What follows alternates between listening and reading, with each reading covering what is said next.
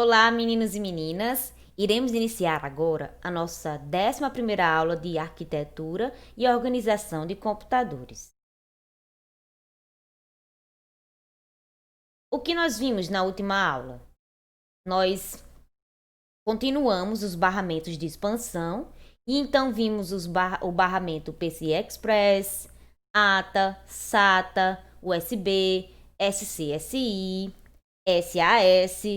Vimos conceitos, definições e exemplos de cada um deles e vimos também a diferença entre cada um.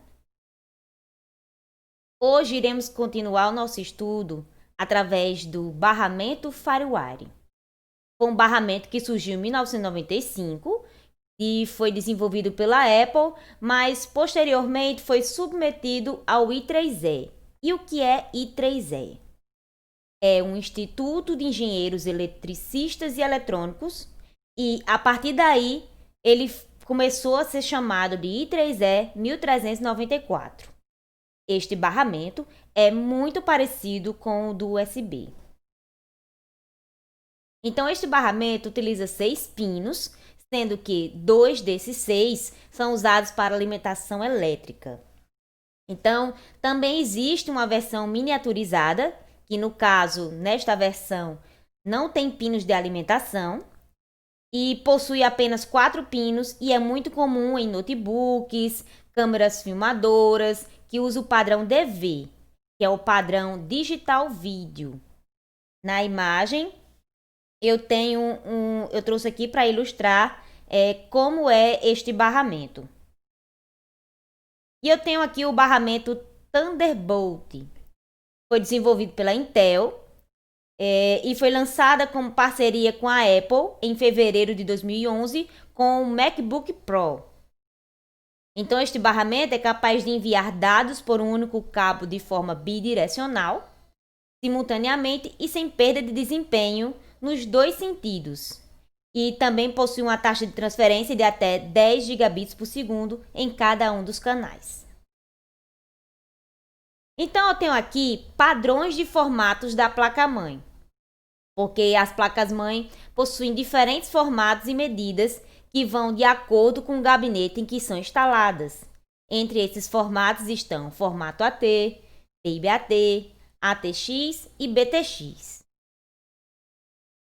Formato AT foi introduzido a partir dos computadores 286, é um computador bem antigo, e ele media 36 por 32 centímetros e tinha um alto custo de produção devido ao seu tamanho. Formato Baby AT surgiu em 1986. Ele media 24 por 33 centímetros. Era usado nas placas-mãe de computadores 286, 386, 486 e o Pentium também. E era utilizado também nas placas dos micros K62, K62.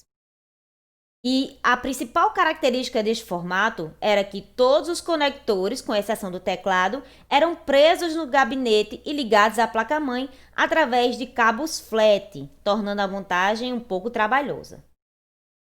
E aqui nós temos o formato ATX, que a partir deste formato houve uma mudança importante nos computadores, porque trouxe um conjunto de modificações, como o painel traseiro, que concentrava os conectores para teclado, mouse, porta serial, porta USB e conectores de vídeo, som e rede, que eram também integrados. Esses dispositivos eram chamados de dispositivos on-board.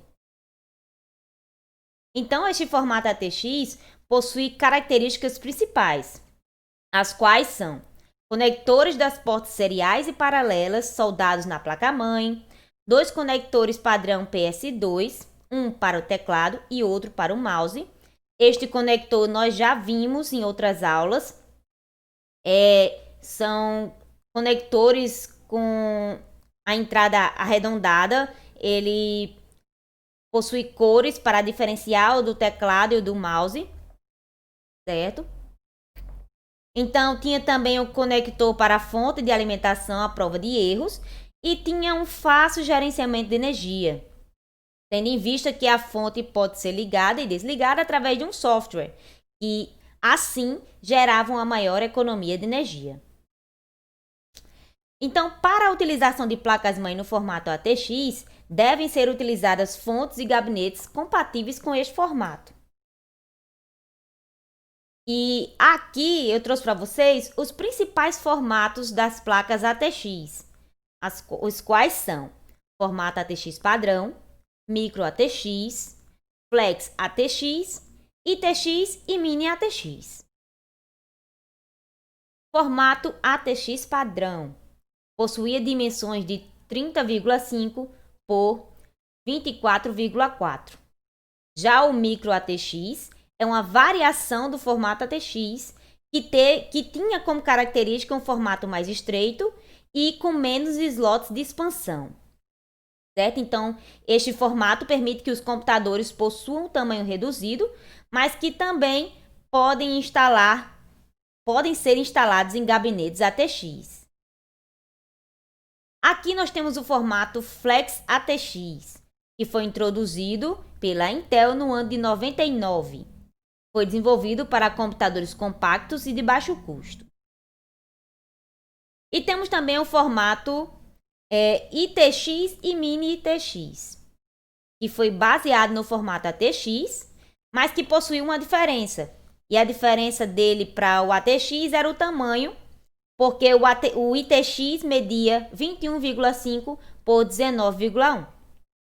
Ele foi desenvolvido para computadores de baixo custo e altamente integrados. Certo tempo depois foi lançado o Mini ITX com dimensões de 17 por 17 centímetros.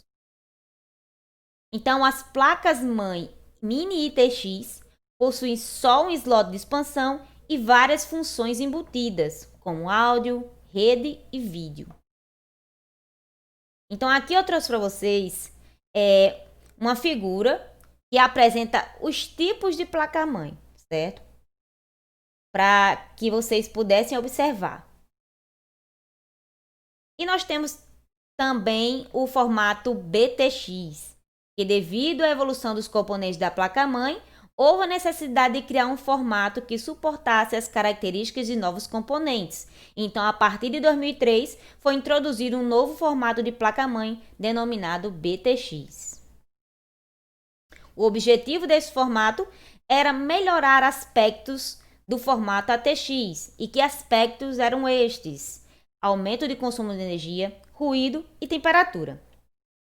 E tanto a placa quanto o gabinete são maiores neste formato.